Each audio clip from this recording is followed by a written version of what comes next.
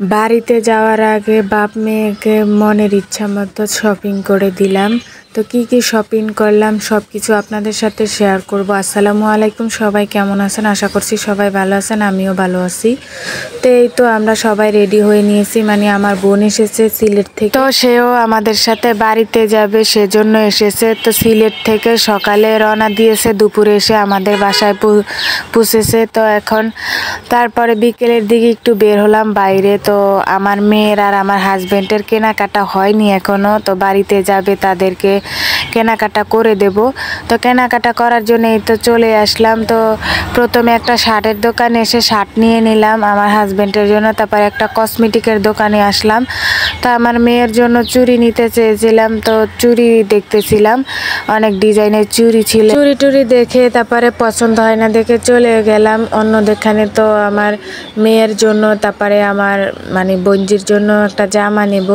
তো জামা নেওয়ার জন্য একটা দোকানে চলে আসলাম। তো বেটাকে মানে দোকানদারকে বললাম যে সুন্দর সুন্দর জামা বের করুন। তো অনেকটি সুন্দর সুন্দর জামা বের করেছে, তো দেখতেছিলাম, পছন্দ করতে বলতেছিলাম আমার আপুকে যে দেখো কোনটা ভালো লাগে। তো এই তো জামা টামা দেখে পছন্দ হয়নি, পরে অন্য দোকানে চলে আসলাম। তো আমার হাজবেন্ডের জন্য একটা মানে জ্যাকেট নেওয়ার দরকার ছিল, তো সে বাড়িতে যাবে আর গ্রামের বাড়িতে এত শীত পড়েছে, তো হালকা মানে সোয়েটার নিয়ে গেলে হবে না। তো তার জন্য একটা ভার্সিটি জ্যাকেট কেনার জন্য চলে আসলাম। তো গায়ে যেটা দিয়েছে সেটাই শেষমেশ নিয়েছি, তো সেটাই ভালো লেগেছে, আর একটাও ভালো লাগেনি। সব বড় বড় সাইজের জ্যাকেট মেকেট কিনে তারপরে অন্য দোকানে চলে গেলাম। তো আমার মেয়ের জন্য এখনো ড্রেস কিনা হয়নি, তো ড্রেস কেনার জন্য বিভিন্ন দোকানে ঘুরতেছি, আর একটাও পছন্দ হইতেছে না, তাই জন্য দাদাম দোকানে। তো এই দোকানে এসেছি, দেখি অনেক মানে জামা দেখলাম, তাও ভালো লাগেনি, বড় বড় জামা। তো আমার মেয়ে হয়েছে একটুখানি, তো তার জন্য লাগবে একটু সুন্দর সুন্দর জামা। তো তারপরে আরেকটা দোকানে চলে আসলাম, এসে তারপরে কিছু কালেকশন দেখাতে বললাম ছোট বাচ্চাদের। তো মানে দোকানদার মামায় সুন্দর সুন্দর জামা বের করে দিচ্ছে। তো এখান থেকে দুইটা জামা নিয়ে নিয়েছি, তারপরে বোনজির জন্য একটা জামা নেব। তো তাকেও মানে তার জন্য একটা বের করতে বলেছিলাম, তো সে অনেক কান্নাকাটি করতেছিল যে আন্টি আমাকে একটা জামা কিনে দাও।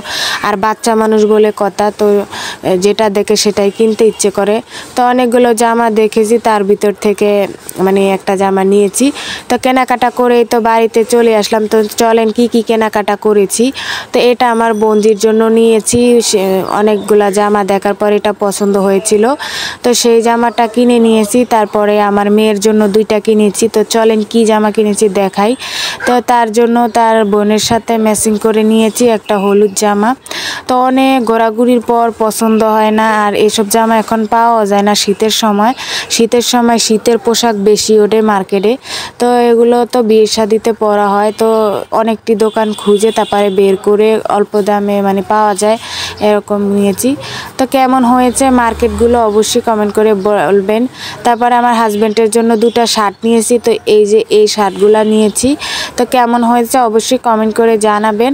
তো এই যে দুটা সুন্দর সুন্দর শার্ট, তো সে একটু মানে সুন্দর মানুষ, তো তার গায়ে এগুলো কেমন মানাবে অবশ্যই কমেন্ট করে জানাবেন। তারপরে একটা জ্যাকেট নিয়েছে, আর জ্যাকেট সে গায়ে দিয়ে বসে রয়েছে। তারপরে আরও টুকিটাকি জিনিস কিনেছি, তার কিছু কিনিনি। তো আজকে এই পর্যন্তই, সবাই ভালো থাকবেন, আল্লাহ হাফেজ।